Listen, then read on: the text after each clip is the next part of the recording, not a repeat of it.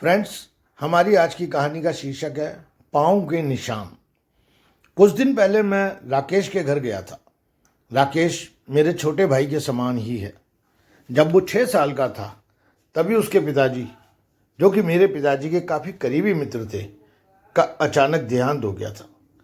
तब मेरे पिताजी ने ही राकेश को पढ़ाया, काबिल बनाया। वो भी मुझे अपने बड़े भाई की तरह मानता है। उसकी माँ को मैं चाची कहता हूँ। जिस वक्त मैं उसके घर में बैठा था तब उनकी मेड घर की सफाई कर रही थी। मैं ड्राइंग रूम में बैठा था। राकेश फ़ोन पर किसी से बात कर रहा था। उसकी पत्नी सीमा चाय बना रही थी। मेरी नज़र सामने वाले कमरे तक गई जहां मेड फर्श पर पोछा लगा रही थी।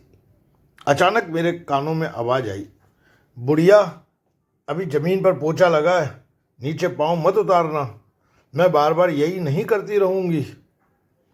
मैंने राकेश से पूछा, चाची कमरे में है क्या?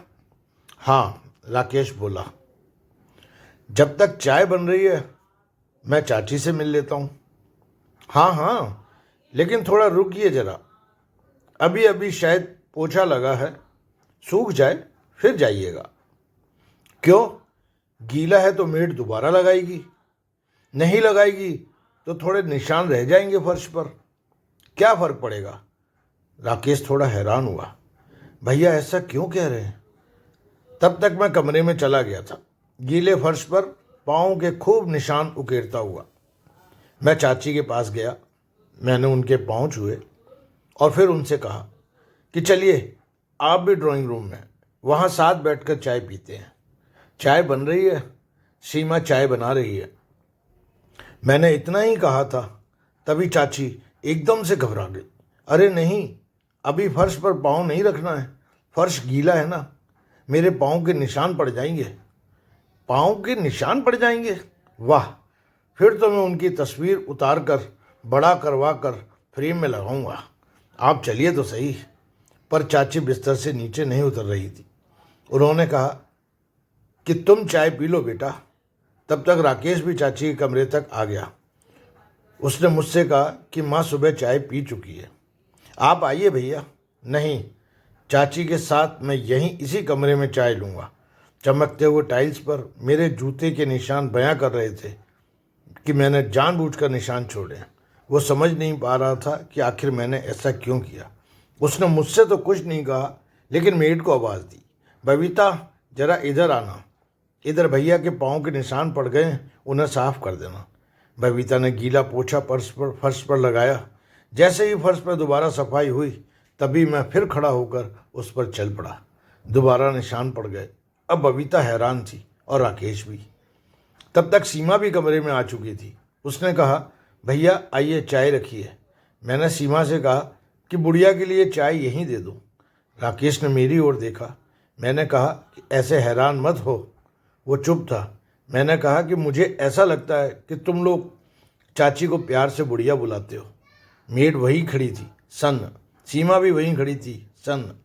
राकेश ने पूछा, क्या हुआ भैया? हुआ कुछ नहीं, मैंने खुद सुना है कि तुम्हारी मेड चाची को बुढ़िया कहकर बुला रही थी। उसने तो चाची को बिस्तर से उतरने से धमकाया भी था। यकीनन काम वाली ने चाची को बुढ़िया पहली बार तो कहा नहीं होगा, बल्कि वो कह भी नहीं सकती उन्हें बुढ़िया। उसने सुना होगा बेटे के मुंह से, बहू के मुंह से, बिना सुने तो वो कह नहीं सकती।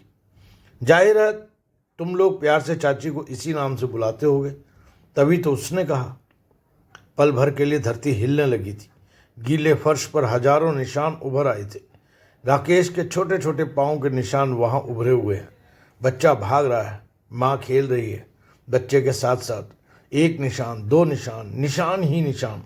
माँ खुश हो रही है, बेटे के पाँव देखकर कह रही है, देखो तो इसके पाँव के निशान। बेटा इधर से उधर दौड़ रहा था, दौड़ता जा रहा था पूरे घर में। चाची रो रही थी, बहू की आंखें झुकी हुई थी, बबीता चुप थी। भैया गलती हो गई, अब नहीं होगा ऐसा। भैया बहुत बड़ी भूल थी मेरी। राकेश अपनी आंखों से आंसू पोंछ रहा था। मैंने चलते हुए राकेश के कंधे पर हाथ रखकर सिर्फ इतना कहा, आंखें ही पोंछनी चाहिए, उस फर्श को तो चूम लेना चाहिए जहां माँ के पाँव के निशान पड़े हों। फ्रेंड्स, अगर कहानी अच्छी लगी तो हमारे चैनल को सब्सक्राइब कीजिए, लाइक कीजिए और अच्छे अच्छे कमेंट्स कीजिए। Thank you.